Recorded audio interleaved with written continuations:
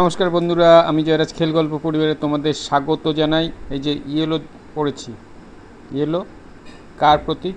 Brazil. তো আমি ব্রাজিলের সাপোর্টার, যদিও ব্রাজিল ওয়ার্ল্ড কাপে সে আশানুরূপ ফল করতে পারেনি, কিন্তু ব্রাজিলের নিউজ নিয়ে এসেছি। অনেকেই খবরটা হয়তো জানো, যারা জানো না তাদের জন্য এই নিউজটা।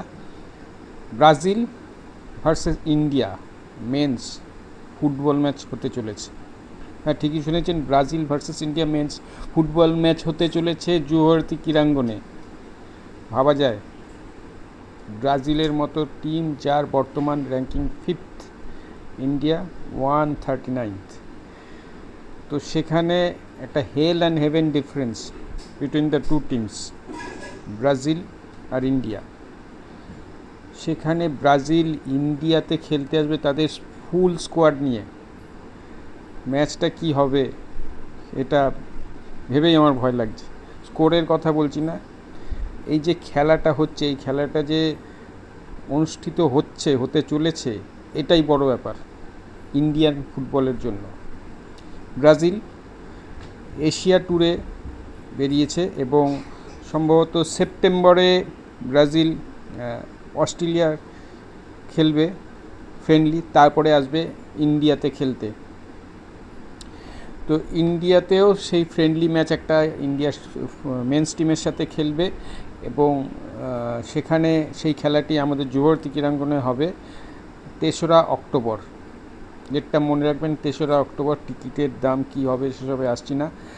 তো আমাদের সামনে সেই স্কোয়াডকে আমরা দেখার সুযোগ পাবো, যে স্কোয়াডটা ওয়ার্ল্ড কাপে খেলেছে। অবশ্যই সেখানে আমরা নেইমারকে দেখতে পাবো না, নেইমার ইন্টারন্যাশনাল ফুটবল থেকে অবসর নিয়েছে রিসেন্টলি।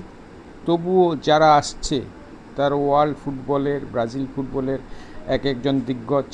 তো তাদের এগেনস্টে আমাদের প্লেয়াররা কেমন খেলে, এটা একটা বড় চ্যালেঞ্জ।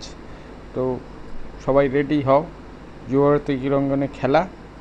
আর এইটা আরেকটা কথা তোমাদের তথ্য দিয়ে রাখি, 1992 সালে যে ওয়ার্ল্ড র্যাঙ্কিং ইন্ট্রোডিউস হওয়ার পর ইন্ডিয়ার মেন্স টিম এই প্রথম এরকম হায়েস্ট র্যাঙ্ক টিমের সাথে খেলছে। এর আগে কিন্তু খেলেনি কখনোই।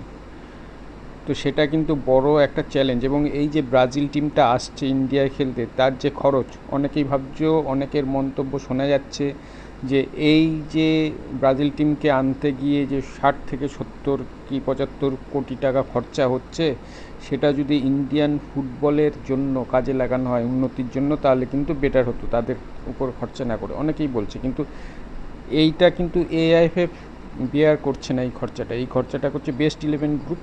তারা তারা নিজেরা খরচা করে ব্রাজিল টিমকে নিয়ে আসছে এবং এর ফলে কিন্তু ইন্ডিয়ান ফুটবলেরই উন্নতি হতে চলেছে। কিভাবে উন্নতি হতে চলেছে? প্রথমত হচ্ছে, ব্রাজিলের সাথে যখন ইন্ডিয়ার খেলা, সারা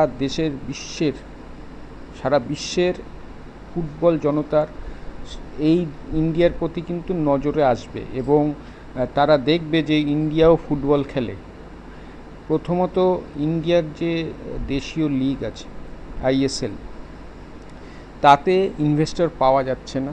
কিন্তু ব্রাজিল যখন ইন্ডিয়ায় আসবে এবং দেখবে যে ইন্ডিয়ায় ফুটবল খেলে এবং ইন্ডিয়া প্রচুর দর্শক আছে যারা ফুটবলকে পছন্দ করে, ক্রিকেট শুধু ইন্ডিয়া খেলে না, ফুটবলও খেলে, তখন কিন্তু বিভিন্ন দর্শক মণ্ডলী যারা দেখবে, বিভিন্ন বাইরের দর্শকরা দেখবে, ইনভেস্টররা দেখবে, বিভিন্ন বাইরের কোম্পানি যারা ইনভেস্ট করতে চায় তারা দেখবে, তারা কিন্তু অবশ্যই এগিয়ে আসবে ইন্ডিয়ান ফুটবলের জন্য। এবং ফিফাও কিন্তু বাদ যাবে না, ফিফাও চাইবে ভারতের ফুটবলের জন্য উন্নত হয়। তো সেই জন্য অবশ্যই এটা একটা বড় বিজ্ঞাপন হতে চলেছিল ভারতীয় ফুটবলের জন্য এবং এটা কিন্তু একটা ইতিবাচক দিক। এটার থেকেই কিন্তু ভারত আস্তে আস্তে ফুটবলে ঘুরে দাঁড়াতে পারে। এবং এও শোনা যাচ্ছে পড়শি দেশ থেকে যে ব্রাজিল ইন্ডিয়াতে আসার জন্য যে পরিকল্পনা করেছে ইন্ডিয়ার সাথে খেলা, সেটা একদমই ঠিক নয়। কারণ ইন্ডিয়ার সাথে খেলে ব্রাজিলের কোনো উন্নতি হবে না, কোনো প্র্যাকটিস হবে না। তো সেটাতে অনেকেরই যেটা বলে যে জ্বলছে, তো সেটা তো যার জ্বলার জ্বলবেই। কিন্তু আমাদের একদম শেষ কথা যে ব্রাজিল ইন্ডিয়ার সাথে খেলছে ফুটবল জুহরতি ক্রীড়াঙ্গনে, এটাই সবথেকে বড় বিজ্ঞাপন ফুটবলের। এবং অবশ্যই এর থেকে আমাদের ফুটবলের উন্নতি হবে এটা আশা করা যায়। তো বন্ধুরা, তোমাদের কি মনে হয় অবশ্যই কমেন্টে জানিও। আজ এখানেই শেষ করছি, দেখা হচ্ছে পরের ভিডিও। তোমরা ভালো থেকে সুস্থ থেকে সঙ্গে থেকো, আর আমার ভিডিওটিকে অবশ্যই শেয়ার করো। ফেসবুক থেকে দেখছো তারা আমার পেজটিকে ফলো করো, আর যারা ইউটিউব থেকে দেখছো তারা আমার চ্যানেলটিকে সাবস্ক্রাইব করো। টাটা।